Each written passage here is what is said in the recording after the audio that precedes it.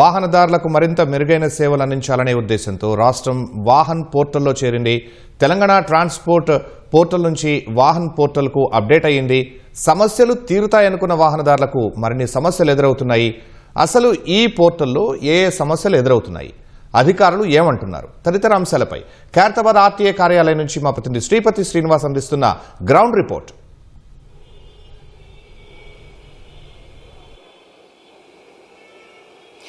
వాహనదారులకు మరింత మెరుగైనటువంటి పారదర్శకమైనటువంటి సేవలు అందించేందుకు వాహన్ పోర్టల్ను అందుబాటులోకి తీసుకొచ్చినట్లు రవాణా శాఖ ప్రకటించింది.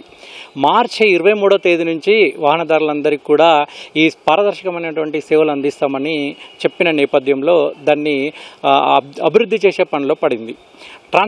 తెలంగాణ ట్రాన్స్పోర్ట్ డిపార్ట్మెంటు శాఖ భారత ప్రభుత్వ నేషనల్ ఇన్ఫర్మేటిక్ సెంటర్ NSEతో కలిసి అభివృద్ధి చేసినటువంటి వాహన్ పోర్టల్లో చేరింది. అప్పటి నుంచి వాహనదారుల సమస్యలు తీరుతాయి అనుకుంటే పెనం మీద నుంచి పొయ్యిలో పడ్డ విధంగా వాహనదారులకు సమస్యలు మొదలయ్యాయి. ప్రధానంగా ఈ గేట్వే సమస్యలు, పేమెంట్ గేట్వే సమస్యలు అయితే ఎక్కువ అవుతున్నట్లు వాహనదారులు పేర్కొంటున్నారు. ప్రధానంగా తెలంగాణ రవాణా శాఖకు సంబంధించి తెలంగాణ రాష్ట్ర వ్యాప్తంగా కూడా దాదాపు 57 వరకు ఆర్టీఏ కార్యాలయాలు ఉన్నాయి. కేవలం గ్రేటర్ హైదరాబాద్లోనే 10కి పైగా రవాణా శాఖ కార్యాలయాలు ఉన్నాయి. వీటిలో అయితే గ్రేటర్ హైదరాబాద్లోనే దాదాపు ప్రతిరోజు 2000 పైచిలకు వాహనాలు రోడ్ ఎక్కుతుంటాయి, కొత్త వాహనాలు వస్తూ ఉంటాయి. ఇక రాష్ట్ర వ్యాప్తంగా అయితే దాదాపు 8000 నుంచి 10,000 పైచిలకు వాహనాలు రోడ్ ఎక్కుతుంటాయి, రోడ్లపైకి వస్తుంటాయి. ఒకేసారి దాదాపు 10,000 పైచిలకు వాహనాలు వస్తున్నాయంటే ఎంత సమస్య ఉంటుందో అనేది రవాణా శాఖ అధికారులు ముందస్తుగా దీనికి సంబంధించినటువంటి ప్రక్రియ చేపట్టాల్సిన అవసరం ఉందని వాహనదారులు అంటున్నారు. ఎందుకంటే ఒకసారి ప్రయోగాత్మకంగా చేపట్టిన తర్వాత దాని అమలు తీరు పరిశీలించిన తర్వాతనే వాహన్ పోర్టల్లోకి ప్రవేశిస్తే బాగుంటుందేమో అని వాహనదారుల నుంచి అనేకమైనటువంటి భిన్నాభిప్రాయాలు వ్యక్తమవుతున్నాయి.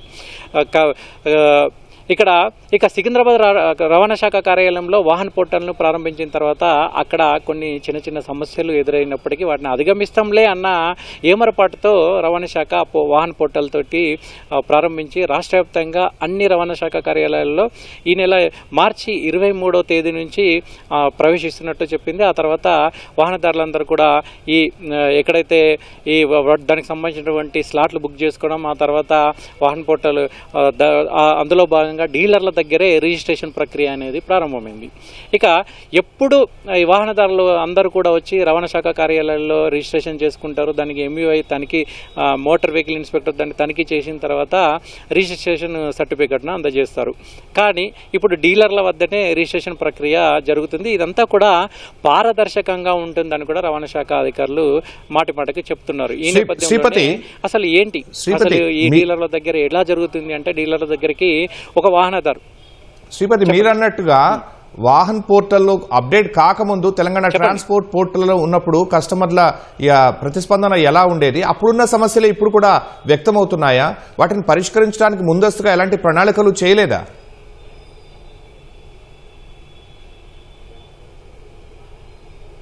ఎగ్జాక్ట్లీ. అయితే గతంలో అయితే రవాణా శాఖ తెలంగాణ ట్రాన్స్పోర్ట్ డిపార్ట్మెంట్లో అయితే వాహనదారుడు తన వెహికల్ని రవాణా శాఖ కార్యాలయానికి తీసుకొచ్చిన తర్వాత మోటార్ వెహికల్ ఇన్స్పెక్టర్ ఆ వాహనాన్ని పరిశీలించి చాసీస్ పెన్సిల్ తోటి దాన్ని రబ్ చేసి దాని తర్వాత వెంటనే ఒక 10 నుంచి 15 నిమిషాలు లేదంటే అరగంటలో వెహికల్ టెంపరరీ రిజిస్ట్రేషన్ చేసి పంపే అవకాశం ఉంటుంది. ఇది పాత పద్ధతి.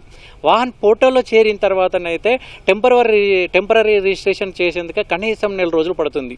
ఇక పర్మనెంట్ రిజిస్ట్రేషన్ చేయాలంటే మరో 30 నుంచి 40 రోజుల పైచిలకు పడుతుందని అంటున్నారు. ముఖ్యంగా RC వచ్చేందుకైతే చాలా సమయం పడుతుంది, నెలల తరబడి. అంటే తెలంగాణ ట్రాన్స్పోర్ట్ డిపార్ట్మెంట్ ఉన్నప్పుడైతే కనీసం 15 రోజుల నుంచి 20 రోజుల్లో వచ్చేటువంటి RC కార్డులు అయితే దాదాపు నెలలు, 2 నెలలు, 3 నెలలు, 4 నెలలు కూడా తిరుగుతున్నటువంటి పరిస్థితులు ఎదుర్కొంటున్నామని వాహనదారులు అంటున్నారు. అసలు ఈ సమస్యలు ఎందుకు వస్తున్నాయి, దీనికి సంబంధించి అధికారులు ఎందుకు పరిష్కరించట్లేదని అంటే దానికి కూడా అధికారులు కొన్ని సమస్యలు చెప్తున్నారు. టెంపరరీ రిజిస్ట్రేషన్లు అయితే ఇప్పటి వరకు వాహన్ పోర్టల్ ప్రారంభించిన దగ్గర నుంచి దాదాపు 89,000 పైచీలకు వాహనాలకు టెంపరరీ రిజిస్ట్రేషన్లు అయితే చేశాము. అదేవిధంగా 3,200 పైచీలకు ఫ్యాన్సీ నెంబర్లు, అంటే ప్రత్యేక నెంబర్లు, వాహనాలకు సంబంధించి ప్రత్యేక నెంబర్లు ఉంటాయి. వాటిని కూడా దాదాపు నెంబర్లు కూడా ఇష్యూ చేశామని కూడా చెప్తున్నారు. అంతేకాకుండా పర్మనెంట్ రిజిస్ట్రేషన్ నెంబర్లు అయితే దాదాపు 58,000 పైచీలకు పర్మనెంట్ రిజిస్ట్రేషన్లు కూడా చేశామని చెప్తున్నారు. అయితే ఇప్పటివరకు రాష్ట్ర వ్యాప్తంగా దాదాపు 89,000 పైచీలకు టెంపరీ రిజిస్ట్రేషన్లు అయ్యాయి. అంటే తెలంగాణ రాష్ట్రంలో ఇప్పటివరకు ఉన్నటువంటి వెహికల్స్ సంఖ్య నేను చెప్తుంది. ఇవన్నీ అంటే ప్రతిరోజు 2,000 పైచీలకు కేవలం గ్రేటర్ హైదరాబాద్లోనే రాష్ట్ర వ్యాప్తంగా అయితే 8,000 నుంచి 10,000 పైచీలకు వాహనాలు రిజిస్ట్రేషన్ అవుతున్నాయి.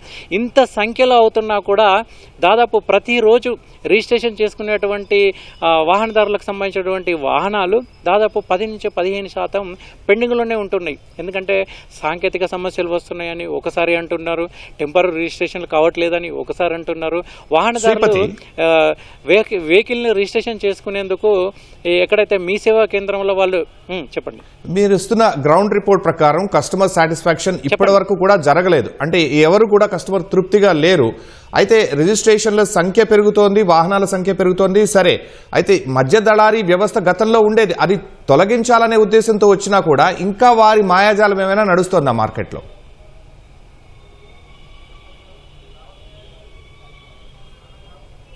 ఇక్కడే ఒక క్లారిటీ ఇవ్వాల్సిన అవసరం ఎంతైనా ఉంది. ఎందుకంటే మధ్య దళారీ వ్యవస్థను రూపుమాపేందుకే ఈ వాహన్ పోర్టల్లో చేరుతున్నామని అంటున్నారు. అయితే సాధారణంగా అయితే వాహన్ పోర్టల్లో చేరినప్పుడు దానికంటే ముందు తెలంగాణ ట్రాన్స్పోర్ట్ డిపార్ట్మెంట్లో అయితే ఎవరైతే వాహనదారులు ఉన్నారో వాళ్ళే స్లాట్ బుక్ చేసుకునే అవకాశం ఉంటుంది. లేదంటే కొంత ఒక 10వ తరగతి లేదంటే ఇంటర్మీడియట్ డిగ్రీ చేసిన వాళ్ళు ఎవరైనా కూడా దాన్ని ఓన్గా అప్లై చేసుకునే వెసులుబాటు ఉంటుంది, అవకాశం ఉంటుంది. కానీ ఇక్కడ ఈ వాహన్ పోర్టల్ వచ్చిన తర్వాత కేవలం టెక్నికల్ అంశాలకు అవగాహన ఉన్నోళ్ళు మాత్రమే ఈ వాహన్ పోర్టల్లో ప్రవేశించి దానిలో స్లాట్ బుక్ చేసుకునే అవకాశం ఉంటుంది.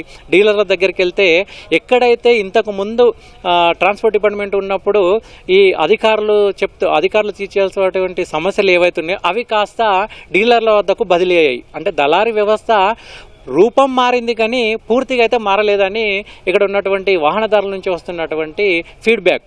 ఏదేమైనప్పటికీ కూడా పూర్తి స్థాయిలో దళారీ వ్యవస్థను అయితే పూర్తిగా రద్దు చేస్తాము, దాని స్థానంలో పారదర్శకమైనటువంటి పాలన అందించే దిశగానే ఈ వాహన పోర్టల్ తీసుకొస్తామని అయితే అధికారులు అంటున్నారు. కొంత సమయం అయితే పడుతుంది. మాడ్యూల్స్ రూపంలో వీటి మార్పులు చేర్పులు అనేటివి చేస్తాయి. ఎందుకంటే సాంకేతిక సమస్యలు ఒక్కొక్కటి తీర్చుకుంటూ పోతున్నాము. ఇప్పటికే కొన్ని సమస్యలు పూర్తి చేసుకుంటూ వస్తున్నాము.